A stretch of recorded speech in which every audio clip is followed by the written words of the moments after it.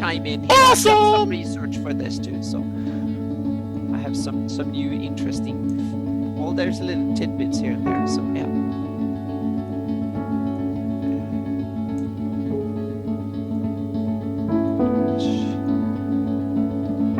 Was John on tonight? Yeah, absolutely. Yeah, Okay. I'm talking to new D&D players, which is cool. Oh, cool! I missed that. I've been busy here, so yeah.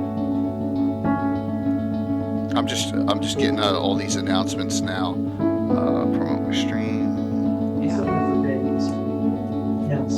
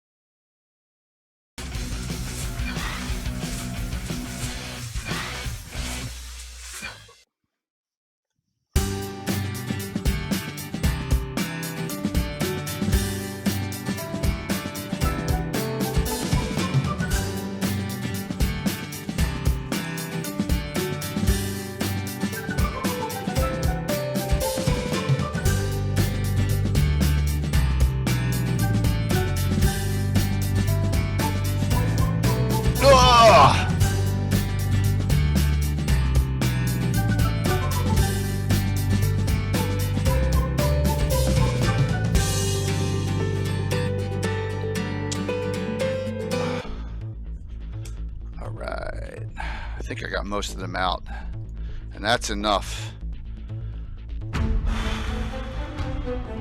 Good evening, Dorgrim, Alsaman. Can you hear us? Can you hear us, Bueller? Hopefully you can hear us. Yeah, I hope so. Makes the whole operation easy. Excellent. Thank you.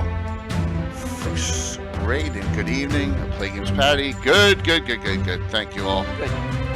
It's always a good thing. Just trying to keep things rolling here.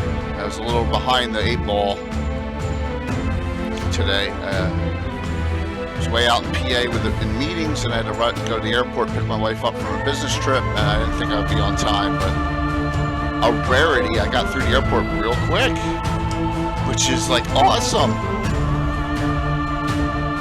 So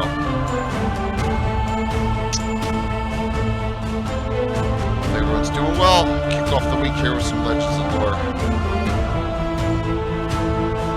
Yeah, recovering from the weekend. Lots of fun. Alright, let's see what else I got here. I think I'm good on Discords.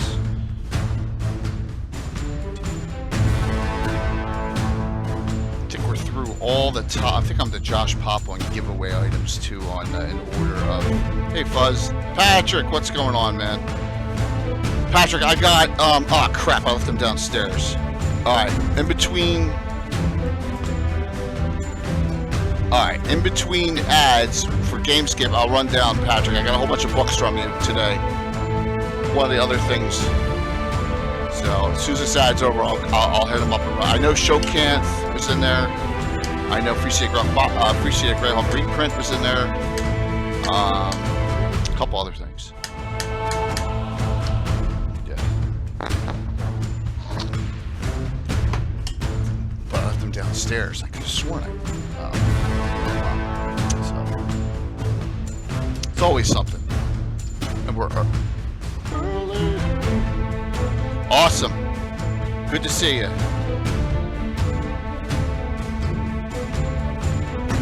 Alright. We'll be right back. So I hit GameScape up. By the way, Infinite Dimensions is the giveaway tomorrow night. Got some Ruined Rookery and a couple and the Ancient Shrine, which are fantastic. One sec.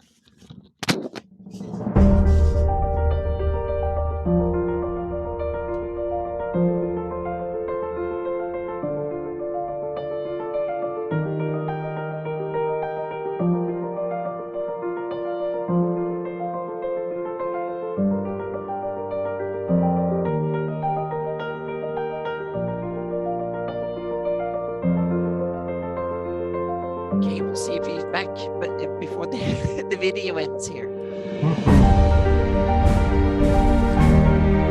16 degrees. Well, we have really cold for me here. We had 47 degrees midday today, and that's the coldest we've had this winter.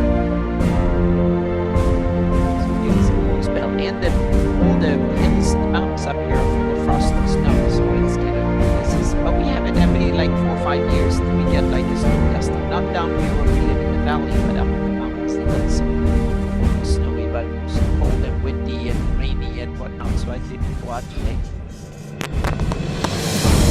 Right back.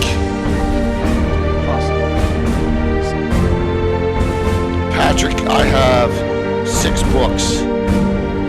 Scholar Brother Treasures N1, S4U1, and the Free City Greyhawk reprint. That's very kind of you. Thank you for giveaways.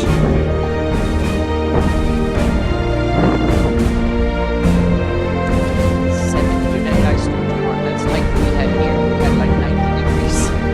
The weekend, but now we have 7 degrees. Minus 13 degrees Celsius. Well, that's like summer in Canada. Hit that. Hey, Alex, thanks for that last donation there. I know it was driving you crazy to round off. I know that's what that was all about. So I saw that. I was like, So what is the total tally? I think it's 17,490. Unless we got some this afternoon when I was out of town.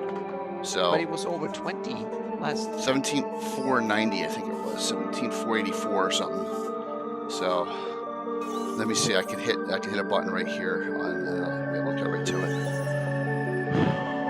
20. Oh, I mean 2,490. I'm sorry. Yeah. It's 2,484. Yeah. Yep. 2,484 case. Yeah. Yes, Patrick. Yes, it did. I got it. Oh, -6. Yuck. That is cold. Yeah. Yep. Free City Greyhawk box set reprint. Yep. But I think I'm gonna give away these tonight. So,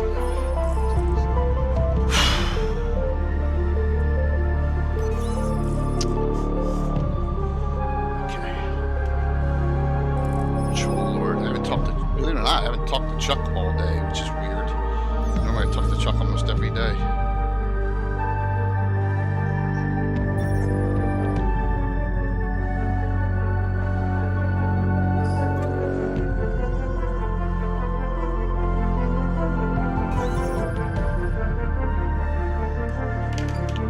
Thank you, Scottish Jeff. I appreciate it.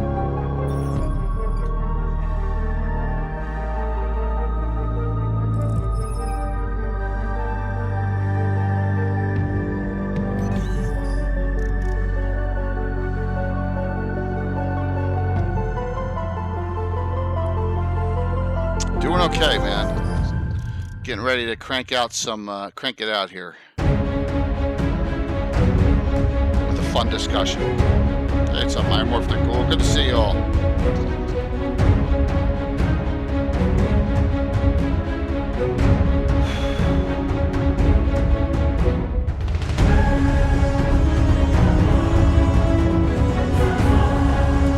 And have you talked to Kafir the last couple days? I haven't talked to him. No, I haven't.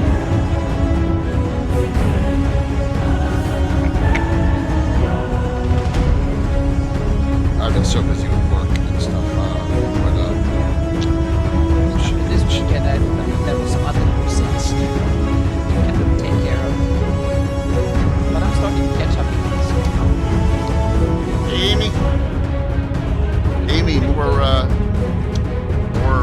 STLs tomorrow night from Infinite Dimensions Games.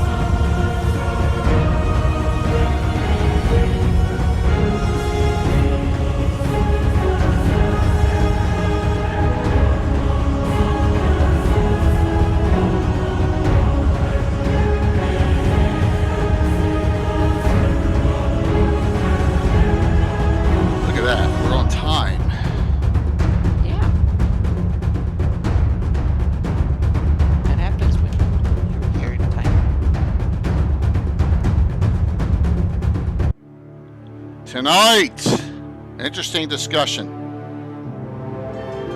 Hopefully. Hopefully, yes. Yes. Yep.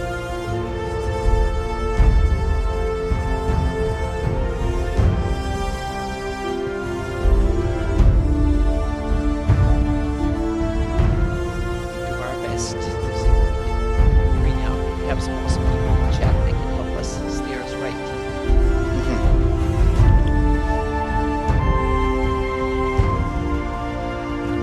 Talk Greyhawk regional cartography, and whatever goes into cartography, a lot of other aspects. Everything from culture, modules, Yeah, lots. important stuff like that. So, It's yeah, great. It's a great idea. Kind of overview of the The good thing I have an encyclopedic knowledge of Yep, that's good, Mike. Yep, we need it. That's awesome.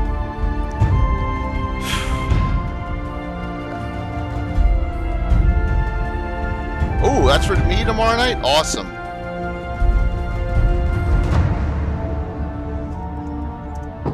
Let's get it started early.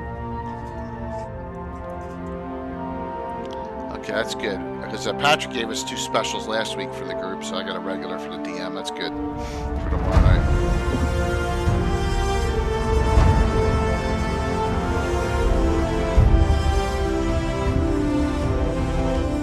Hi, not those nerds. Hi, very good, but busy. Busy real work today, but we made it. I thought we'd be late tonight, but better fortunes. So we're 1 minute off here.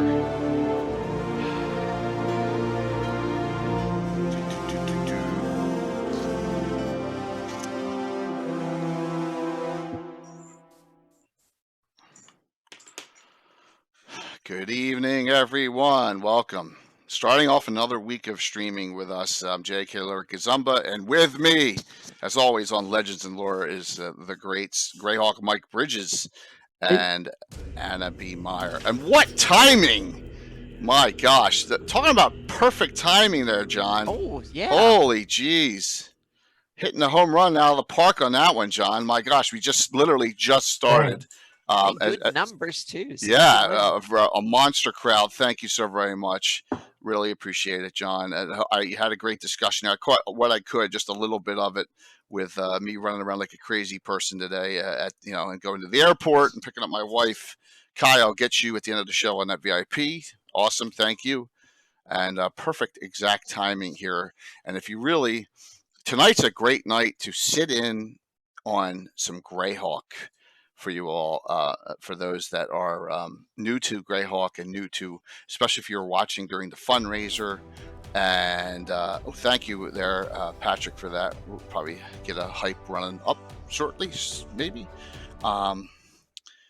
Because we're going to go over regional cartography tonight and show you all the really neat things in each region.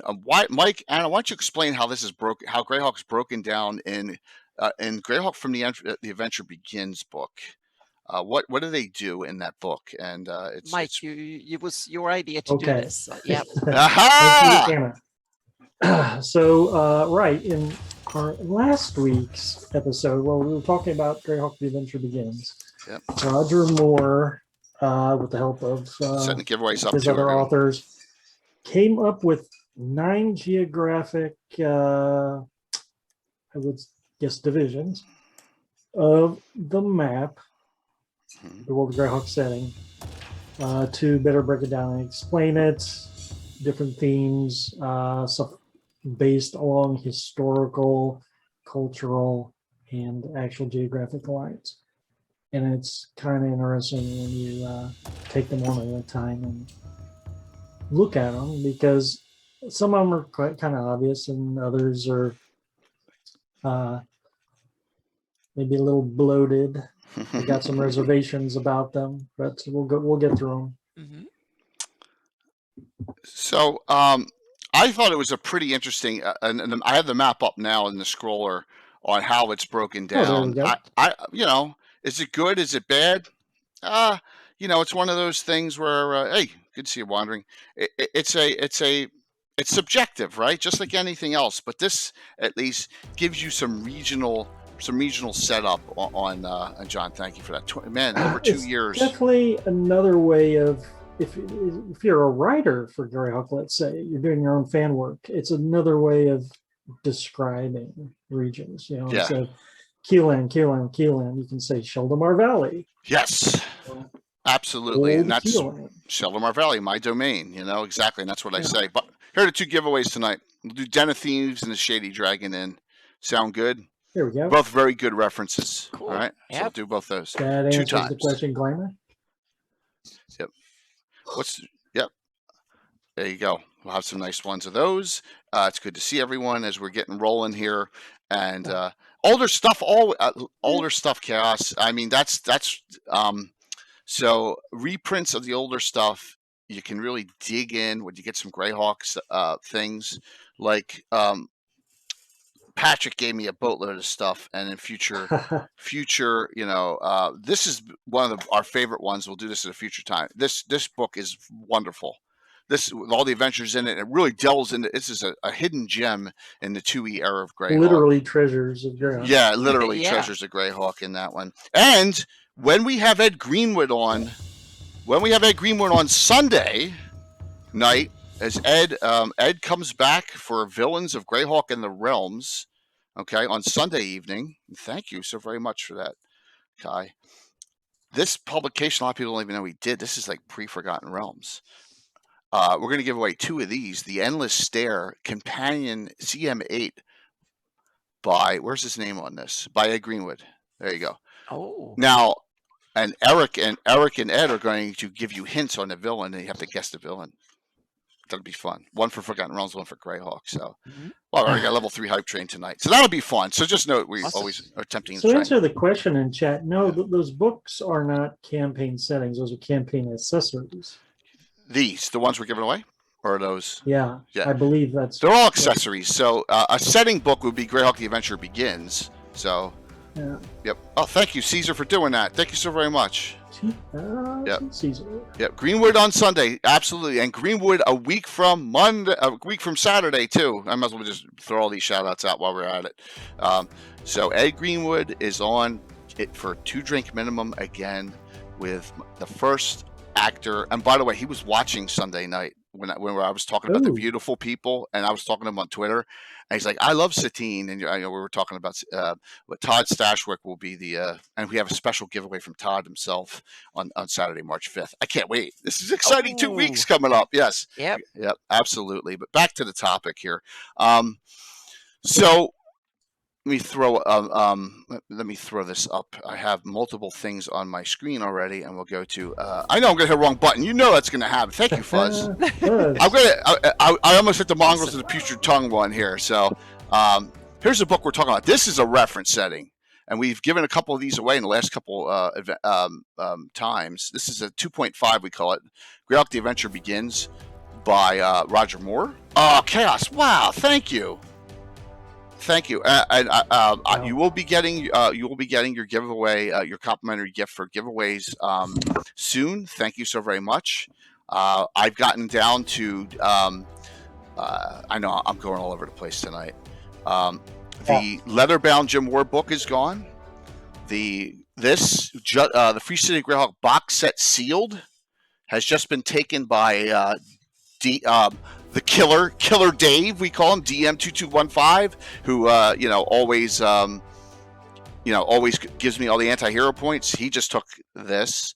The Free City Greyhawk box set is sealed, so that's gone. So we're getting down, and now we're to Josh Pop next. So in the giveaways, but hey, that's wonderful. Cool. Thanks. So this is a great campaign setting book. There's other ones. Now Gary Julian's going to tell you.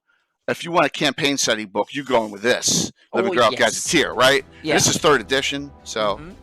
Well, I think both Adventure Begins and Living Greyhawk Gazetteer and the 83 box set. Hey, if you read through all those, then you know a lot about Greyhawk. Yes, absolutely. Yeah. So that's your and good book. And then put in From the Ashes as well, and the Greyhawk City box set. You're kind of an expert. It all builds upon itself. Yeah. So Should I tempt the audience to finish up a level 5 and I'll add a third? How's that sound? Oh wow, All right. this is amazing. Finish up a level 5 hype train and I will add a third. Sound good? And I'm gonna add an adventure, which is one of my favorite Necromancer Games adventures from the 3rd edition era, which you can run and back to 1st edition or 5th edition if we do that, and then you can choose as we go, and that is the legendary. It's hidden. The legendary Tomb of Abbott, which is a fantastic adventure. So I'll add that in, and even if we don't get to that 5, we'll do 2. You can do your choice 2 of the 3, but we're gonna get there. We're gonna get there. Yeah. We're getting there. Thank you, Kai. So, Let's see if they can get there. all right, enough of that finagling on my end. So what? For some reason, Roger Moore decides we're going to regionalize things. I go to page 16. I know exactly where I'm going here.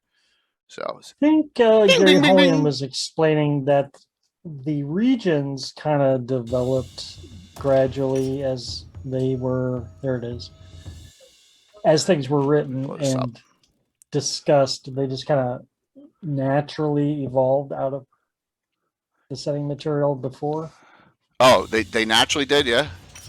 Okay. Yeah, I don't think there was a whole lot of. I mean, it wouldn't be that hard to come up with that. These geographic areas, they're pretty common sense, I'd say. So with this comes. The regionalization allows, I don't know, a feeling of here's where I adventure, right? Or here's where I play, or here's where all my player characters must hail from, right? You know, or here's where I want to limit my game because Greyhawk is so vast and it can be so, I'll admit it, can be so overwhelming. And we've heard that with a lot of newer players in there, little bites. This may give you some ideas of, I like the idea of this area. I'm going to keep my gaming. Hey, Julie Cat, I want to keep my gaming right in this little section. And it's not a little section, you know? So if we go to this map here, I'm going to show you what I mean. I think. All right. So here is the Sheldomer Valley, right? This area here. All right. Yeah. And look, here's my free city of Altamira. And here's all this added new detail that Anna's added in, all in this small area here. But look at this.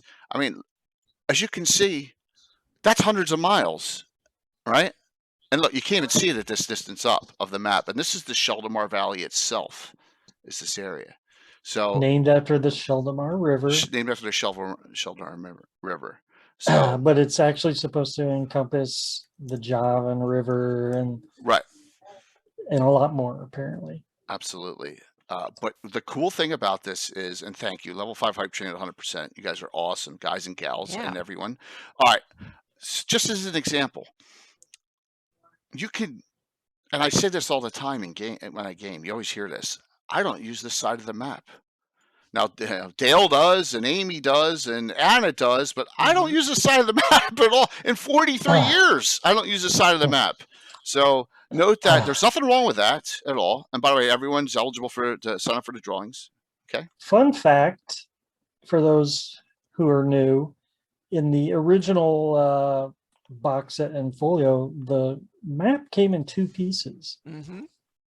So when Jay says he didn't use that side of the map, he literally could just fold it up, put it away in his box, and just use the one side. Yes, and that was part of it because it was in 2 pieces, right? It was absolutely fantastic. So, Anna, thoughts on the initial discussion here? I think one of the things that struck me when I'm starting to read through the regions and the descriptions and a little bit about the story is that there are some interesting hidden history built into the regions, and also you get like an understanding of the development of the setting from like in game, not how they wrote it, but the story behind things, and it shows some of the ancient and more recent history, and it also showed some of the cultural development as part of the geography. And I think that's kind of some interesting points that we can get into when we go through each of the regions. But there's some of it is written there, but I've read it like 5 times without really realizing the impact of some of these things, but that we can bring up that is really cool, that you can kind of start when you want to shape the future of your version of the Greyhawk, these can be really interesting facts to bring into your campaign, and you can build up on it. That's what I've done for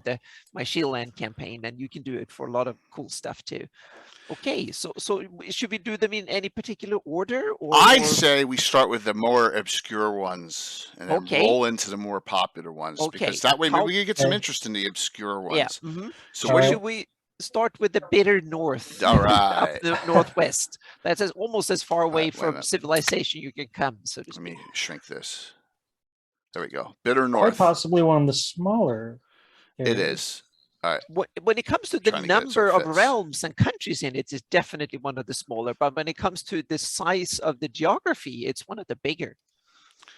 So if you note here, the Bitter North is only one Oh, paragraph. it's probably, yeah, it's one of the average size. The interesting thing, they're roughly equal in geographical size. It's kind of like being in Montana Mhm. and Idaho and North and South Dakota and what? Yep. Yeah. So So none is significantly bigger than the others. There's one that I kind of added at the end. Okay. We can talk about that later because it was actually not mentioned on the other one. Hepmonaland? No, Telandrian Peninsula. Oh, okay. I added that as a special region because it's cool. not really mentioned in the other ones. See, I have a special region too, Alan. Yeah, that's Ooh, cool. all? Mhm. I have a couple of the ones added in on the end, so to speak. I But think yours, yeah, we'll get to yours later. yeah. So if we look at this, Wolf and Tiger Nomads, Blackmore. Mhm. A lot of people don't know that is Blackmore from Arneson's Blackmore merged in. Mhm. Okay, Mhm. but it's way out of the way. So Bitter North's Pernland, Black Ice. other name is Old Blackmore. Old Blackmore. Yes. Yep. Mhm. Old Blackmore. Yep. Mhm. Yep. So Which is- interestingly, I guess to outsiders they would say, "Oh, that's Old Blackmore up there." You know, So- they don't know anything about Blackmore. That's one of the hidden little gems that is in the text. That Old Blackmore, meaning it hints to some grander history back in time, and there's some very interesting possibilities there. So this is also one of the most regions with most promises and kind of hidden things. Yeah, because you have the land of black ice, meaning you have like a huge area big enough, as big as any of the countries in the whole setting that is under ice. And then I've seen a couple of examples of people saying that, in my campaign, I think Alan had the thing that the land of black ice expanded and kind of grew, and he talked about that a bit, and he had that as a thing. And I was thinking, has it always been there, and why is it black, and what is it coming from? Is it pure just a glacier due to cold climate, or is it something else as well?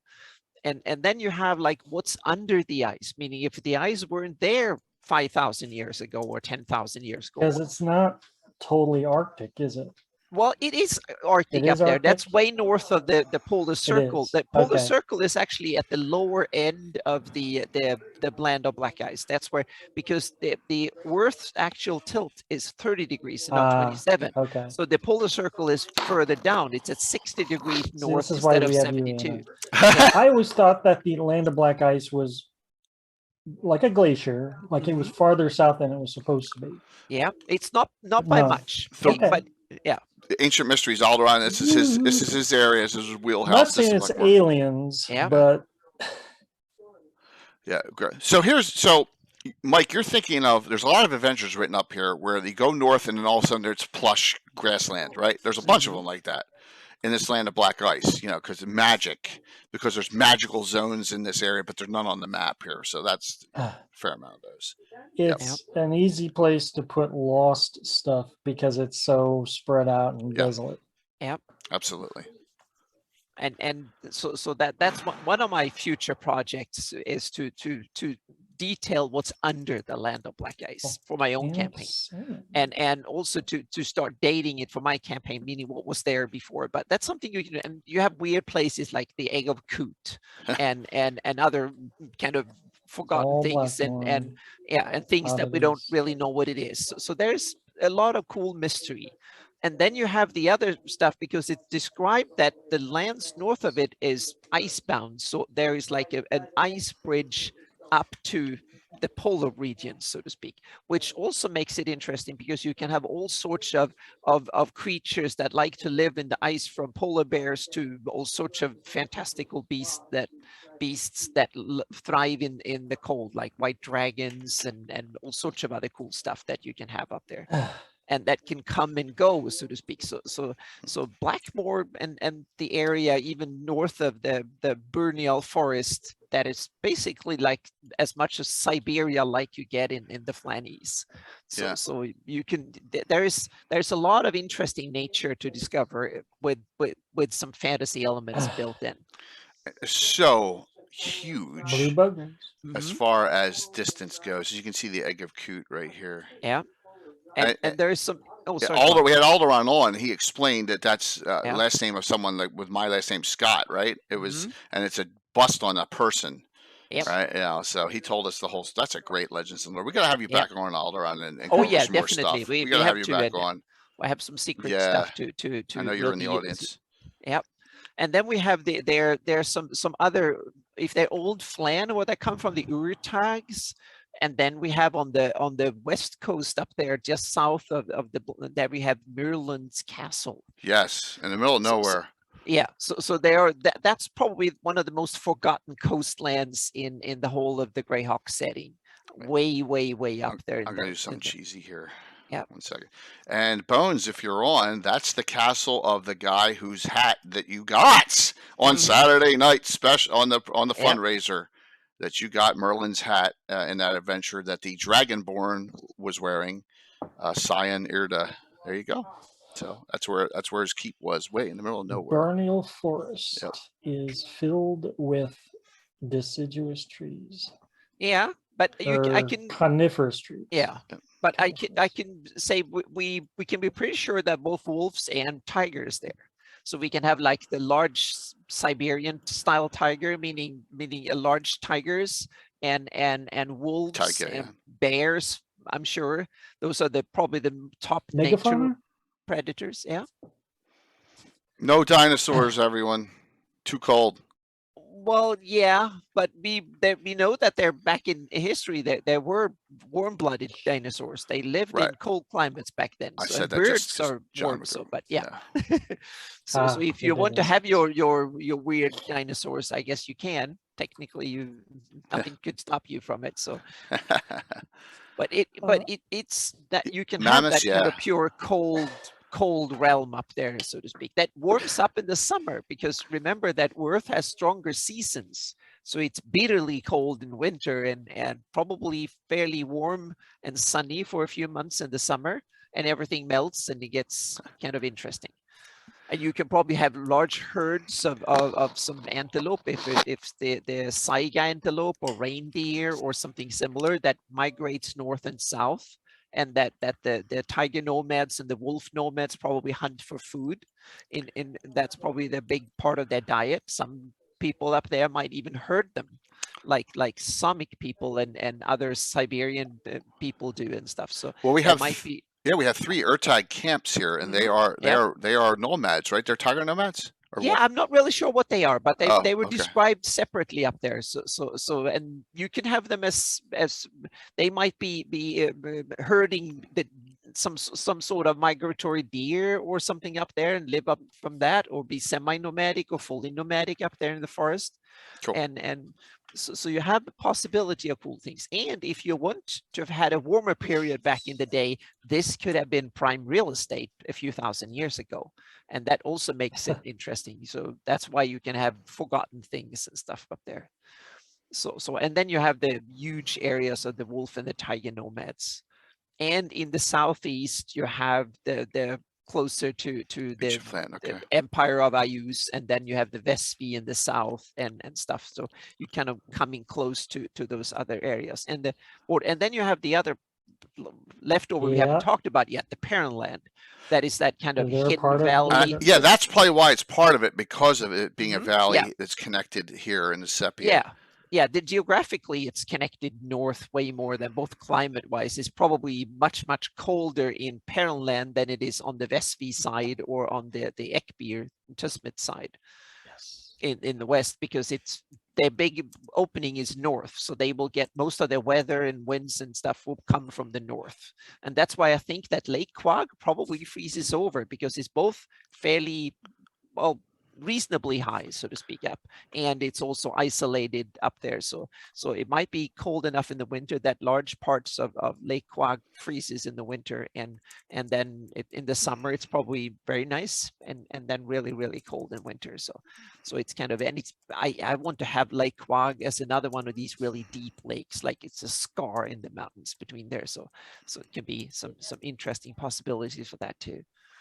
So if you notice, it is filled up here with a lot of, I'm assuming these are a lot of Living Greyhawk locations. And Yes. note that Sean on Powerland Adventures stream Powerland Adventures streams up here on, does stuff up here on Oh, cool. Mondays Yep. and Fridays. Mondays a 1E game and Fridays a 5E, if I recall correctly. And there's Exag, which is a huge... Yes, Yeah. exactly. We have the old mysterious Exag, and my theory, because it is a free city up there, my theory is that it was never conquered by the Great Kingdom, because Pearland was the outmost frontier, just like Blackmoor, of where the Great Kingdom and the Origians or the Airdie rule kind of reached Pearland, and it reached the borders of Blackmoor. And my idea is that Exag is now a free city and doesn't belong to Pearland because they were never conquered. They stayed there and kind of stayed away from being conquered by the Great Kingdom, and that's why they're kind of separate. But that's just my theory, my personal campaign theory, so to speak. And then you have the Kund clan in the mountain west of Exag, which is a Living Greyhawk edition. Dwarf. And they're kind of cool. Yeah. And their main thing seems to be that they have dug a tunnel through the Yacht Hills so they can trade east and west. And that's probably another reason why Exag is big, because it's trade with the Bacluni in the west. So they have like these secret protected trade routes going through the mountains. Sounds very Tolkienish. Yeah, exactly. It sounds Tolkienish, but it can also be interesting. Kind of, yeah. So you have the Kund outpost, and that's something that the Living Greyhawk invented. So yeah. But that's cool. I mean, it's out of the way. It's not affecting anything else. It's not. Yeah. It's not. I think. Well, this is really. I think. And if these are all small hamlets, that's fine. But there is a lot of development up here, almost as much as more than Verbablanc, because the area is bigger. I recall Pearland having a very nice website back in the day. Yeah. And it's also described in the Adventure Begins and the Living Greyhawk Gazetteer, where they list these regions, saying that Pearland is the only really civilized realm in the Bitter North. So, and that kind of makes sense. Both population wise is bigger. They have a lot of settlements and stuff. Well, Wandering Living Greyhawk from 2000 to 2008 was a Adventures League. Shared. Yeah, it's like Adventures League today. It's just a shared campaign, mostly for campaign play, but it was highly organized, Wizards of the Coast kind of stuff. Yeah. And got a lot of map development out of it. Right. And so this is the book by Gary Hooley and Eric Mona. You know, we were talking Eric Mona, who played in my game Saturday night. That's the base book. Sean Reynolds, and then you can use that book, and then you don't need a Living Greyhawk after that. But that's the base. It's the base. Built on. There's gazetteers, there's journals, and there's plenty of data. The problem is that there's proprietary issues with it. You can't get the adventures unless you know. And Glamour, I'm not sure, man. That's bizarre. Or your space bar's not working on the stream. That's just crazy. Twitch is I've never nuts heard of sometimes. that. Yeah. So Pearland can have its own. Yeah, there's a ton here, and if we had Pearland on, I don't think we have we? Living Greyhawk? I don't think so yet, but it will be great to have them on. Yeah. I know Casey's working on Theocracy, I think, of the Pale. There's they have a mysterious Tim. Yep. He's always mysterious. Sitting next to me, almost killed me with his armor on Saturday night. Many times knocked me out. So that is the Bitter North. The most obscure. Friends have something like that to track who is running games in what areas. No. Because it's not in the world of Greyhawk. You're making it Greyhawk your own, and there's no campaign play anymore. So I'll give you an example why that's so difficult on that. It's a great question. I start in 1980. John Plubach starts in 2021, and we kind of merged. He's kind of playing in the same campaign setting, which is cool. But then you got Rich, you got Gary, you got Mike, you got Anna, and it just, you can't. I mean, it's just everyone's got their own thought, and that's why Gary always said make Greyhawk Reborn. You need a graph. You need a graph, and you just got to plot the points along that line where all the campaigns meet. It would be fun if someone took on the saying that they could kind of make a list of people's campaigns and kind of summarize it as a cannon fire project. It will be a major undertaking. Sure. Someone needs to kind of reach out to Greyhawk DMs and make them tell a little bit about the background of their campaigns. But we have Greyhawk Reborn that kind of kept up the Keelland. But Keeland's nothing like the Keeland of Gary Julian or my Keeland at all. No, they kind of developed it, I think, in their own direction, I think. Yeah. So, yeah. All right. So Mike or Jay, where Mike, I'm going to just be a spectator here. Mike, pick one. Okay. Your call. Okay. Let's talk about, now I'm like having a brain freeze here. Let's talk about the old Faran, what is that? West Near Div. Mm-hmm. West Near Div. Yep. Okay, Western Near Div. We're close to that on the map already. Western Near Div, so we're just going down the map. Yep. Also known as Old Faran. Yep, Old Faran. There we go. Yep. Mm-hmm. That's a very interesting region. Is Greyhawk part of that? Greyhawk City? Yes. And that's what I had a couple questions on this. So, like, Greyhawk is so central. Where does it fall? Wild Coast too. Wow. Okay, Celine. Yep. Yeah, I'm sure. All right. So, okay. My other interesting observation is like some landforms are so big, like the Vesby, that they straddle more than one area. Mm-hmm. Here. Oh yeah. Yeah, Vesby is kind of the northern parts is up in the bitter north and in the northern reaches and then the southern it's on in the Old Faron or the West Near Div. Yep. Casey, you ever gotten anyone from that area? I mean, I if you have, let me know. Wow. Okay. For that. So, wow. For Australia and Singapore and stuff. So Western Near Div, which you almost will never hear people talking about. This is one of those terms that is not popularly thrown about, unlike Sheldomer Valley or Bitter North. Usually. So it's not naturally one region that way. Yeah. Is actually encompasses a lot of the areas that we're familiar with in the publications.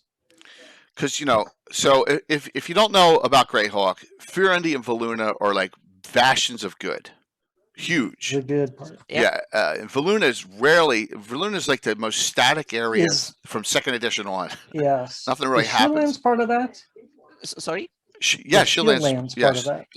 No, Shieldland is actually part of the northern reaches. Oh, northern reaches now. Yep. Oh, so this river, the river here. You have the exactly. You have the Okay, we'll come back. There you have the natural. So we're mainly looking at Firendi Valuna. Yeah. So you have the Veng River is that kind of barrier between the two. It's one of the mightiest rivers in the Flannies, and it's actually a couple of rivers that forms the barrier in some ways. Or so you have the Lort Mills in the west, and the Falls River and the Lort Mills form the western and edge of that, so to speak, and all the way through the Lortmin Mountains. And then the Pomarsh is not part of this. Right. But the Wild Coast and Celine and stuff are. Are you ready for this? I have a problem with that. Well, I have a serious problem. Guess what? Altamira is part of this region. Look where it is. Yeah. It's on the very edge of this region. And, the Lort Mills. Yeah, but one of the reasons, but the reason for this, I think, is political, because Pomarsh was part of the Sheldomar Empire, or sorry, no, sorry, the Kiowish Empire back in the day, so to speak. So it was Yeah. under the Kiowish rule and so on. So And it's part of so Sheldomar. the parts of the Wild Coast and stuff that were not under Kiowish rule now belongs to this region. And remember, these regions are just geographical regions that I guess some scholar in Reldevon or Greyhawk Sure. or Roxas And Celine probably as came well. up with this in game to in setting in order to torture their students with understanding the thing, and now we're using it to understand our game setting world, so to speak. That's how I see it. So it's a bit like Europe in the real world. No one knows exactly where if you the tell border some is. elves that, oh, you're part of the Mhm. Sheldomar Valley, they'd be, Yeah, yeah. Mhm. So part of, So so it's kind Hartby's of part of this. Mhm. Greyhawk so City. so you have the and also this were the westernmost part of the Great Kingdom, for the most part, and that was the main reason that this belongs to forms a region by itself. It was the western part, that the old the viceroyalty of Ferrond, and it was a kingdom of Ferrond after we broke off from the Great Kingdom for a little while, and then it split imagine up that. into All you need to know about the Airdie tribe Mhm. is the further away they got, Yep.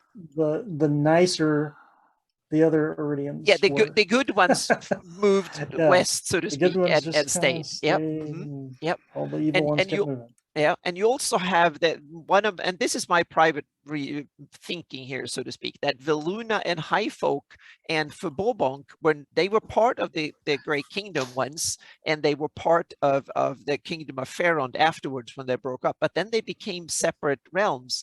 And my theory and kind of doing in my campaign is that it's because of the much stronger elven influence in those regions than it is in out on the plains, so to speak, that became Furyundi. That's where the Erdi kept the rule thoroughly even afterwards, so to speak, and formed the kingdom of Furyundi. But Veluna and especially Highfolk were strong elven set realms as well, so that's why they're separated out. But so to speak. Veluna's like almost like 80% human, isn't it? Yep. Yep.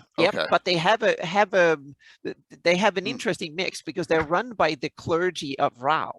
Yeah. Which is a flan god. And that's, God to of me, peace. it's exactly of peace and stuff. And they have a strong elven part of it too. And they seem to be, in my idea, is that they are kind of a bridge between the elves up in Vestvi and Celine and Febobonk and stuff. So there is like if the map was reversed and the Airdie settled in Furyundi and all the good Iridians went out east, and so Furyundi was good. If it was reversed, all those elves and dwarves would be dead. Great Kingdom would wipe them out. Exactly. So it was the kind of the least, the ones that were more communicative and more community oriented, rather than was running their own show like they did in the East. So this area is rife for adventure, especially with Vestvi and Highfolk included.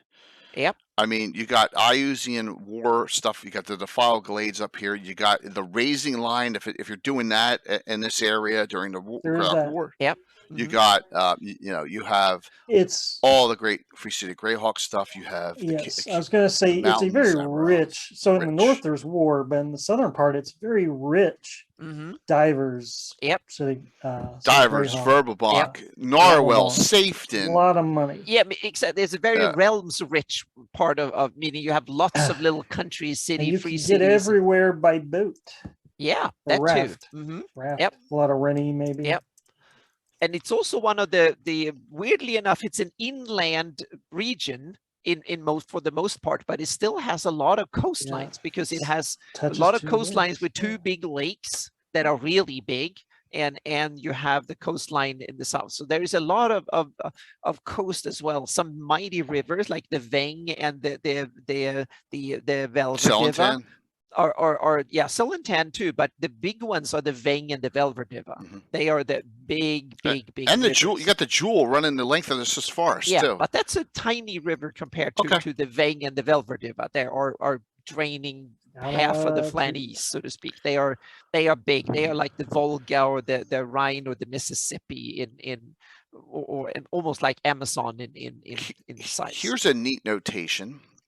That if Rob Phantom's on, this area encompasses Kafir's map that he's doing. Yep. Ooh. Yeah, you For can zoom in a little bit and you can show it. There, there you here we go. go. Yep. Yep. So as you can see, this is, you know, as he's working on it, he's colorized it now a little bit more than that, but he's working on this. That is this area. Here's Greyhawk City, Hardby here, Greyhawk up here. You Yep. know, and then you got over here the Temple of Elemental Evil and Hamlet running down. You got Safeton, you got Narwhal, you got oh my God, Satan's further down. Pentonan, You got Pascarel. You got all these great locations. Mhm. Divers, Verbal Blanc. They're all Yep. over this map. And that's the area we're discussing. Yeah. So A lot of hills. Yeah. Yeah. And that then- yeah, Oh, you that- got the. that's So right. what this is you have the Cairn Hills running into the Aberrels. Yep. And if we show that on this map here, there's the Cairn Hills. Mhm. Okay, running into the Simone. Aberrels. By the way, that is, tell everyone what that is, Anna. That's the crater impact from I forgot one of the wizards, famous old wizards in the setting, had a demi-plane that collapsed and somehow crashed and caused a big crater in the southern Aberels. I forgot if it was Dromage or no, it was not. It was, I forgot who, but it was one of them that he had a demi-plane and it crashed there. I forgot what source it was, but it's written about somewhere. So that he crashed. I had to add that because someone pointed it out to me. I need to find the source for it again. Module wise, the Star Cairns are here. I was just going to say this region leads the league by the most published modules by far. They probably have as many published modules in this region as all the other regions Look at that. combined. Look what's right there. Goes Yeah. Tower of Inverness. Yep. That's right there.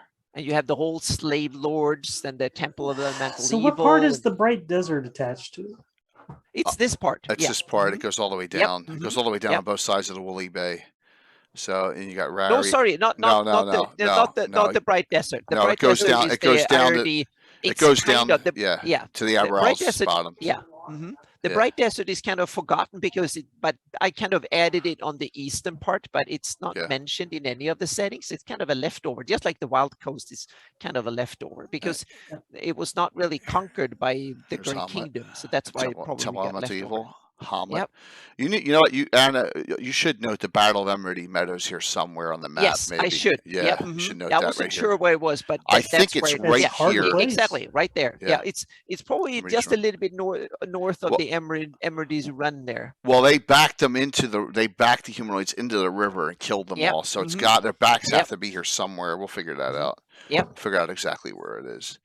So, and then you got Celine, which is part of this area, which is kind of, Yep. you know, a lot of this is Mhm. my location. Celine's very empty without it.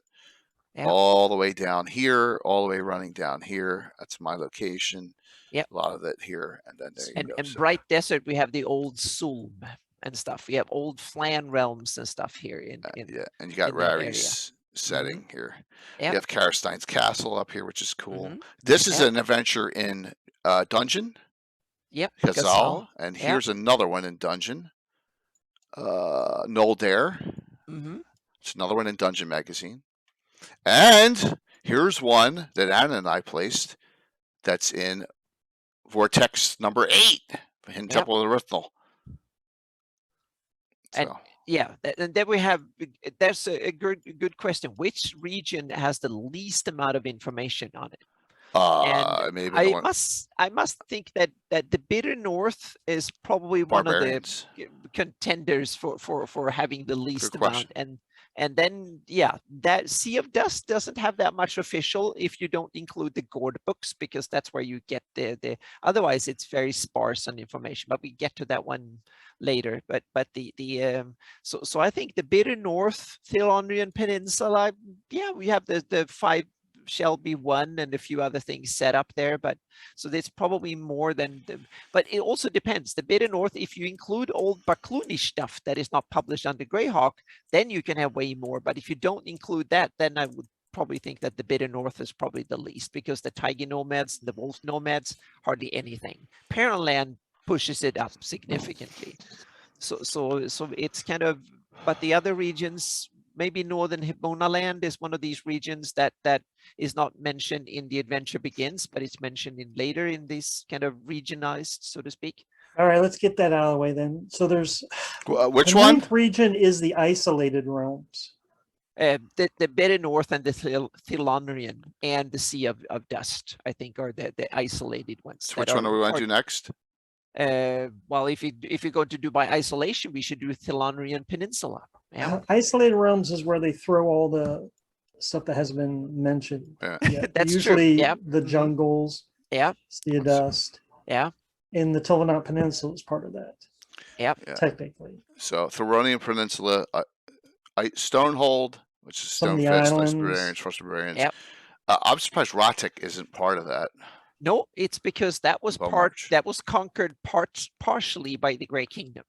So the Telandrian Peninsula is the region that was not conquered by the Grey Kingdom. So the Grey Kingdom's influence guides a lot about the different regions. That is one of the themes here, meaning everything that was included in the Grey Kingdom is in certain regions. And if it was not included in the Grey Kingdom, then means that it usually ends up in another region. And Telandrian Peninsula is a sample because it's north of Can fit it almost all Rotic. right here on the map. Yeah, Yep. so it's part geography, part politics or history.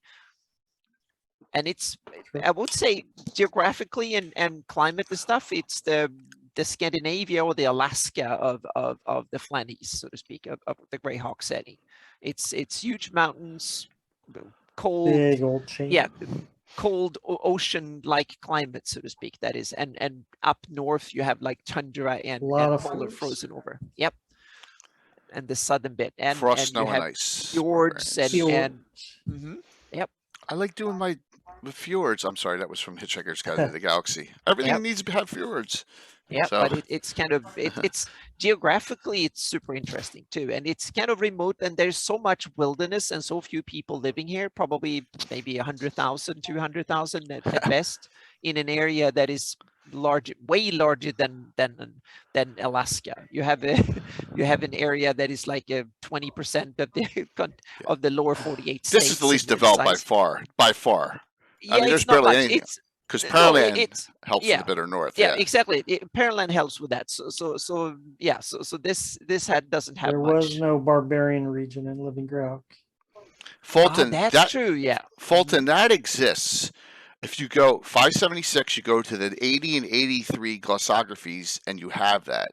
Then you go to From the Ashes, and you have it in 591, and then you go to Living Greyhawk Gazetteer, and you have it for the end of Living Greyhawk Gazetteer. There's really not much change.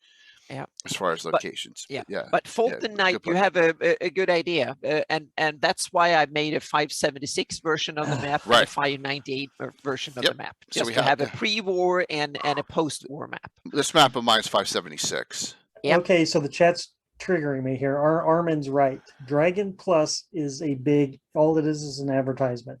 Mhm. Not to say the Dragon Magazine didn't have lots of ads in it and was advertising games from multiple companies or whatever, but then it would have actual game content that sometimes would end up in books later on. Yep. But Dragon Plus, as it is now, and I looked at this one time, 100% of their articles always end with a link to buy something. And that annoys me. Yep. If you can call them articles. So Dragon Plus. Yep. But the Telandrian Peninsula, I think it's Yes. kind of it's a cool place. That's just like the I've done Bitter a North is lot one of of these that you campaigns can on it. have. You can have aquatic sea monsters up there. You have a place called the Krakenheim, which is kind of telling. You can have whales and other big stuff. It's probably an excellent place if you want to go to seaborne adventures. That can be a lot of fun to go there, and it's also, I think, fun because you can go to like places like Yachtsplat up in the north, where you will probably, if you go there in fall or during the autumn, then you will be probably stuck there until the next ship arrives in spring, and you have to survive a winter up in the north. ICC. Yeah, Oh, so there are adventures up here. I mean, Carlos has one in Yachtsplat. exactly. Yachtsplat, yes. Mhm. Where is it? Here it is. It's there to right. Yeah. So from his cold There dead is even- hands, is that it? Something like and he even gave me the heraldry for Yachtsplat, so it's cool. It's on the latest version of the map. Plus There is 10 that the is old. heraldry of Yachtsplat as well, so it's kind of And that is probably the most isolated community in the whole of Greyhawk. It's Splat, and not only for the distance, but also for climate. In the winter, you can probably never go there. So you go there, and early on in fall, then you're stuck until for 6 months. And if you don't have enough food and stuff, then you're probably screwed, and you will starve to death over winter. There are no ice road I've truckers ran coming more up than here. one campaign in the Ice Barbarians. Yeah, Yes, that's kind of true. great. In the 2E era, right? You ran them? 2E area. Well, actually, I did a 5E one. Cool. Short one. Yeah. We were up here very, very infrequently, and a couple adventures I ran as they were they need to go up there for a mission, but beside that, that was it. So yeah. You also have some cool. Go to Stonefist, and there are some cool big forests that are forgotten up there. Stonefist is part of it. Yeah, you have the rock forest is one of these huge forest lands that is kind of forgotten, and that's where you can have like interesting. You can have, I think, if you want to have like old megafauna like woolly rhinos, kind of the big woolly rhino.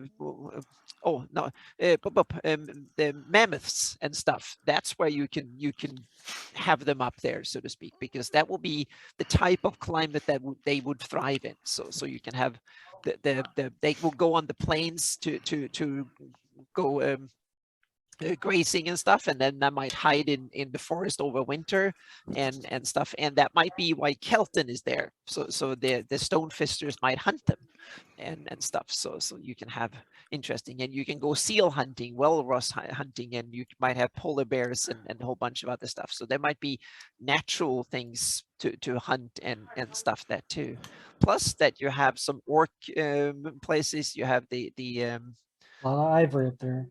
Yep. So now I need to, because I can't see the details, I have to go. Gada Linkdal is there too as a humanoid stronghold up there, and they might be there for the same reason. They might be good hunting. Survival of the fittest. So Tim says there's like saber-tooth tigers and mastodons and stuff up here. Is that correct? That might, it's dire up to wolves. you. Yeah, Okay. I don't think that's officially that way. But if you want to put them in an appropriate climate, that will be up here. So that's kind of cool, actually. And my theory is that Vlekstad is where it is because that is the migratory route from between summer and spring, or like summer and winter. So in winter they might go south past Vlekstad and that little coast north of the Rakers, and in summer they might go north to graze in during summer. So Vlekstad might be a perfect spot to hunt them during the spring and fall migration. So if you want to put stuff like that in your campaign, you can kind of add that if you want to as a flavor. Fun stuff. I mean, it's really like I said, please, we'll take questions at any point as we're going over all this. And just note that try and spurn some ideas for camping. There's so much area. And you're like, well, I don't want to overrun someone else's area that they claim. You don't worry about that. Unless you do it in my area, then no, I'm just kidding. But you gotta. Stonefish is a great spot for adventuring, especially pre-Iusian invasion, because they really botch that. And Vestmo, is one of these kind of real nasty leaders that seems to be a capable dude who got kind of fooled by Ius and then got pissed and angry afterwards and stuff. So there's some interesting stories and stuff, and they don't always get along with each other. So it's kind of they're interesting rivalries and stuff up there too. Thank you, Cyber. Let's do what is that? Erdi West or what's Rotic and stuff? Is that Erdi East? Erdi. That's Erdi East. So we have an Erdi East and an Erdi West. Oh my gosh! Look at the size of that. Yeah, old Erdi East and West, and they are very interesting, both of them. So pick which one.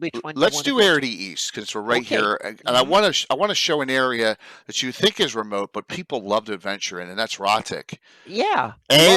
Leonard did, and I know there's multiple adventures that like Wally Hobbit's doing something here with Carvick's Grove, and I think a lot of people love adventuring in this area of Rotic, and Beaumarch. And North Province. I mean, this whole area is not Pale. Pale. I don't know of a lot of people venturing into Pale.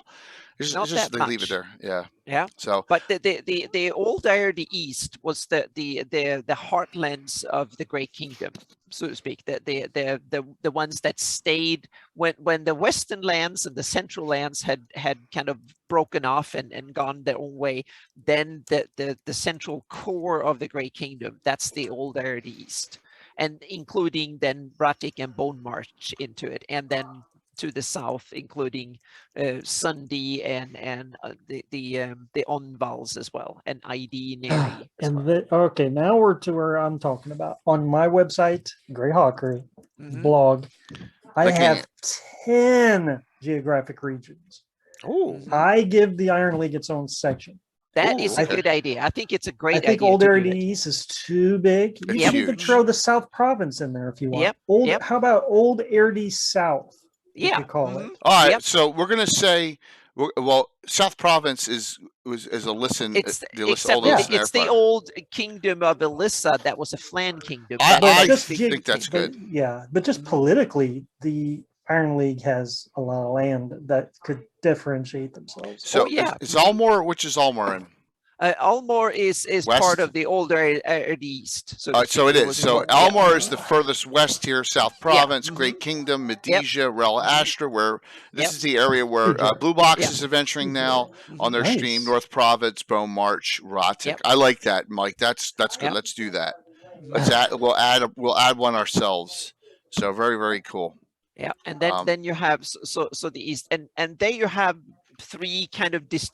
four distinct regions. You have the Ratic and the Bone March up in the north, so to speak, and that was the very border area, the kind of the northern fringes of the Great Kingdom. They reached Buffer. Ratic partially, and they conquered Bone March for a while, and then they kind of broke off. And then you have the central part where you have the North Province, the central lands of the Great Kingdom, All that empty green the hexes. the Flumney Valley, so to speak, the There's a lot of possibility here, Mm-hmm. even with the Ivid and Undying area. There's no way that everything in these thousands of miles is all undead. No, and it's not, because you have so many cool political intrigues. If you want to run a kind of a Westeros political campaign, This is where to do it. or a birthright for sure. style campaign, this is the area you should. Like Dale Yeah. does, sure, with the Highlanders. Mhm. You know, Yep. the Highlander castles here. Yep. I mean, he does a Mhm. great job with that. Yep.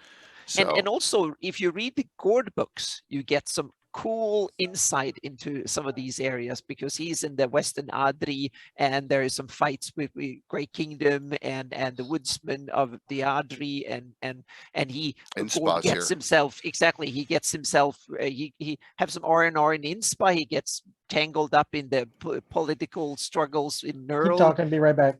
Yep. take over. And so there's a lot of kind of cool stuff you Knurl. can get flavor and stuff from that area. Yep. Mhm. And there's a map of Neural that's recent too. Mapping of that's been done, different types. So, Yeah. can someone please link? I may have it. Please link the city map set off of Cannon Fire, where you can go in and see all the maps that are for each one. Could someone please do that for me? We can Yep, see here. We yep. can.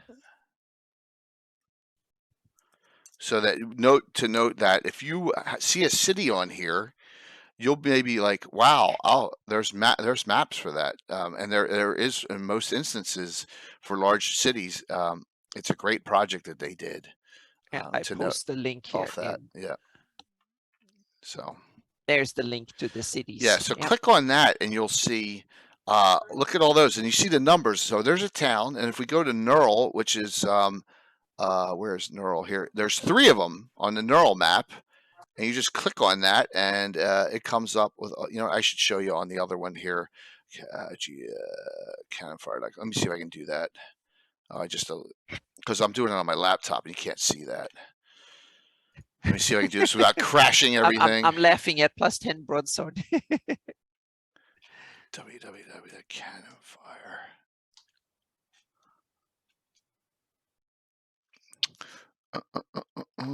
City It's on the North. west there. Yeah, there you go. Okay, Yep. so look, if you come here, and you can see Nurl 3, And look, it has the maps done. Neural, it tells you where they came from.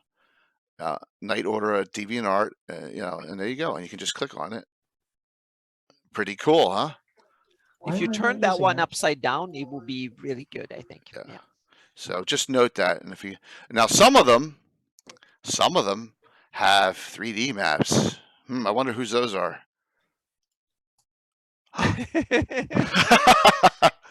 Pretty cool. Yep. You got Greyhawk with 5 maps. Yep, different ones. I don't know why Dennis's isn't coming up, but so you got, and if you have a map of a city, where's Halloran again there, Casey? I forget where Halloran is. My brain's off. It's west of the Sea of, or the east. Go one east. It's not here. It's not here. There you go. Casey, you need to do that. Give that to Rich. Give it to Longitalis, Rich. So if just like now, we just found out there's a map needs to be. If you have a map of one of these, I'm going to add Rel Devon in a not too distant future to that one, because I've detailed that one for my campaign. So there you go, and that's something cool. There's a resource there on the Cannon Fire website.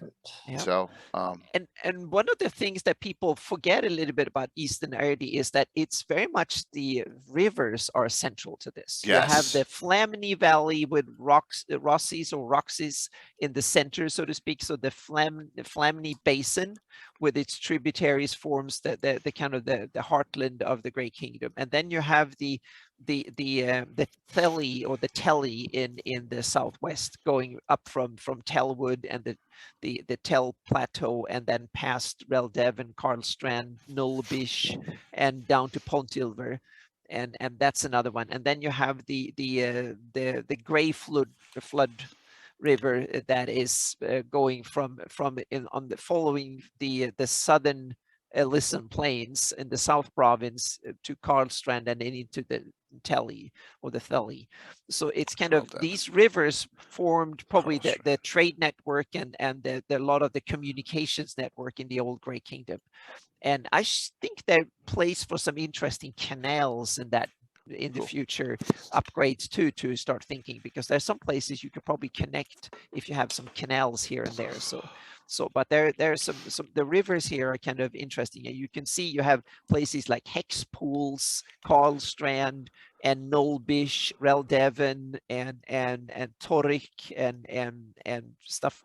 So there's a lot of these big places that are connected to the rivers, and then that forms the border of this area is the Harp River, that is the out the western end, so to speak, that is in Ulmore. So that was kind of the